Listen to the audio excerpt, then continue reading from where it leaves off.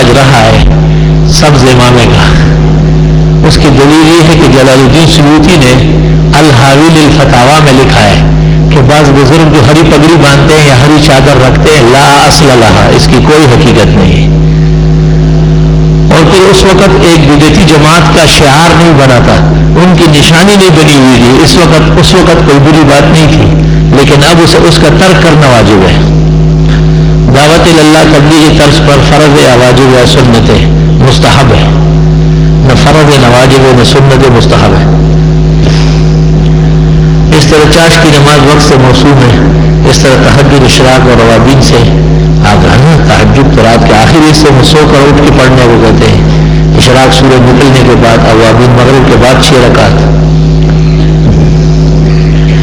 داڑھی مونڈا اذان یا اقامت دے سکتے ہیں، مکروہ ہے، ثواب نہیں ملے گا، بہتر یہ ہے کہ داڑھی مونڈے سے اذان و اقامت نہ کرائی جائے، اگر امام صاحب خود ہی اقامت دے سکتا ہے۔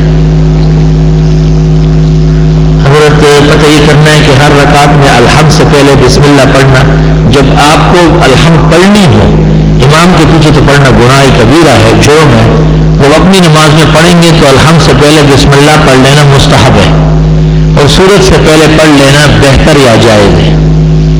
اکثر لوگ قرآن میں مور کے پر رکھتے ہیں، جائز ہے، پر تاؤ سے در اوراق مصاحف دیدم گفتمی منزل تسقب تو زائد بینا۔ شیخ سعدی نے کہا ہے کہ میں نے مور کے پر قرآن شریف میں دیکھے تو میں نے اس کو کہا کہ یہ تیرا مقام اور مرتبہ تو بہت اونچا دیکھ رہا ہوں، گفت خاموش کے ہر کس کے جمالی دارت، اس نے کہا کہ جس کو خدا حسن پاؤں رکھے گا عزت پائے گا۔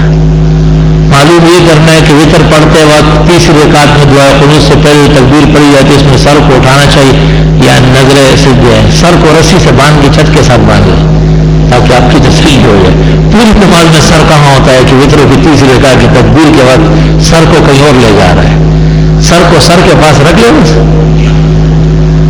سر جھکانا اور ٹیڑھا کرنا ابن عابدین نے فتاوی شام میں بدعت میں سے لکھایا۔ اگر فرض نماز جماعت امام کے ساتھ ادا نہ کی جائے تو کیا 4 رکعت نماز فرض کی ہر رکعت میں سورت ملانی ہوگی؟ اپنی نماز میں جو کہی ہے کہ امام کے ساتھ تو نماز میں فاتحہ یا سورت ملانا صحیح نہیں ہے، اپنی نماز جب یہ شخص پڑھے گا جماعت سے چھوٹی ہوئی تو بے شک اس میں سورت ملائے گا۔ شیر محمد نام کا مطلب کیا ہے؟ شیر محمد کا نام ہے کہ محمد کا شیر کیا نام ہے؟ عبد الرسول عبد النبی، یہ سب بزرگوں کے نام ہوئے ہیں۔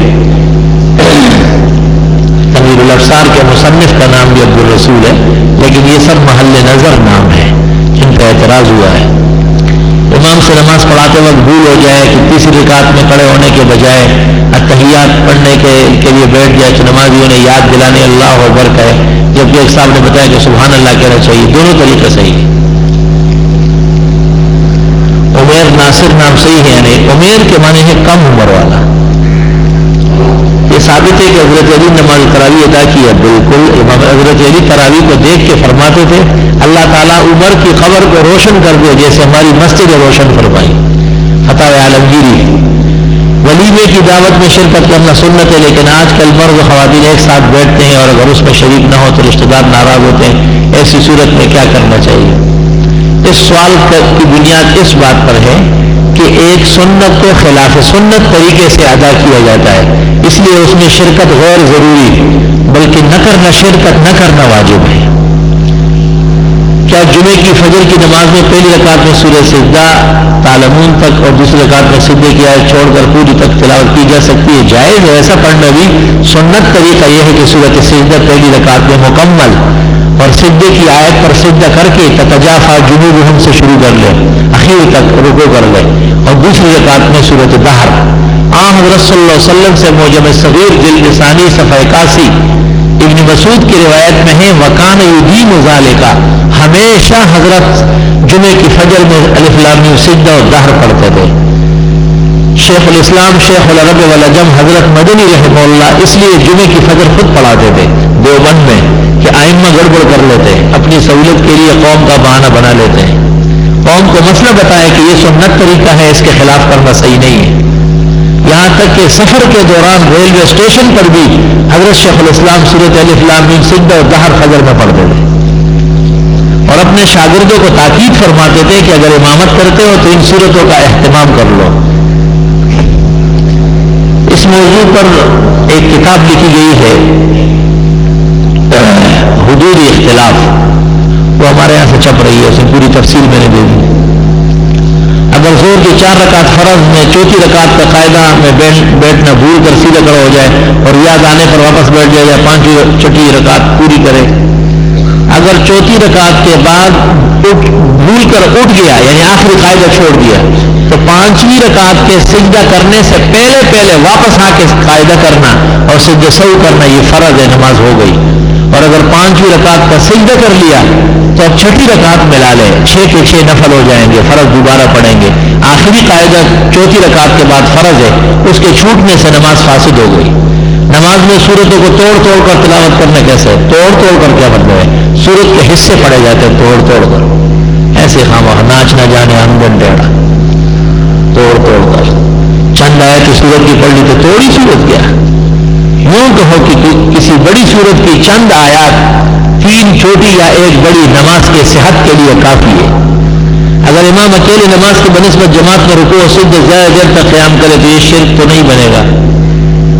اگر امام اکیلے نماز کی بنسبت جماعت میں رکوع و سجدے میں زیادہ دیر تک قیام کرے، یعنی آپ یہ دیکھیں کہ یہ بھی انسان ہے اور انسانوں میں رہتا ہے، روٹی سالن کھاتا ہے، گھاس نہیں کھاتا، اور حیات اس کے بالکل جانور کی ہے۔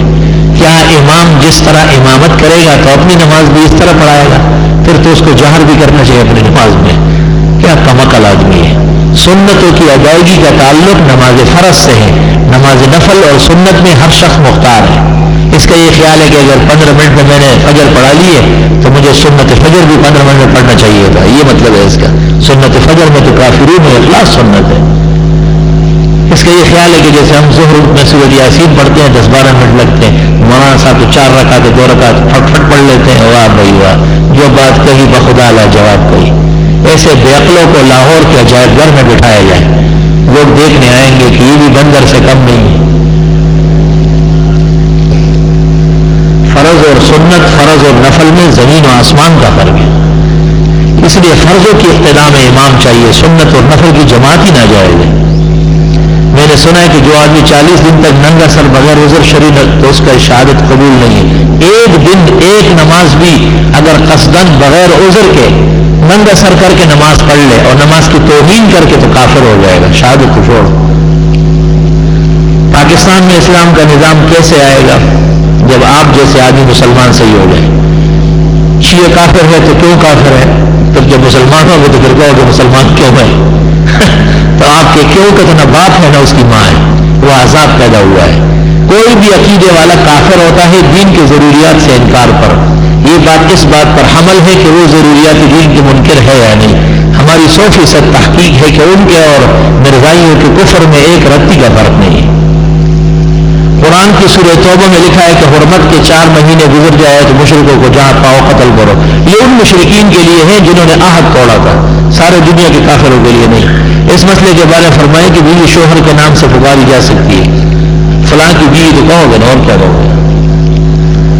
میں سعودی عرب میں مقیم ہوں، ہماری فیکٹری میں باجماعت نماز ہوتی ہے، وہاں پر عصر کی نماز دوسری مساجد کی طرح مثل اول میں ادا کی جاتی ہے، جبکہ امام کا تعلق حنفی فقہ سے۔ بہرحال قوم چونکہ حنبلی ہے تو حنبلی فقہ بھی حق فقہ ہے، اس لیے ان کی نماز پڑھانا درست ہو جائے۔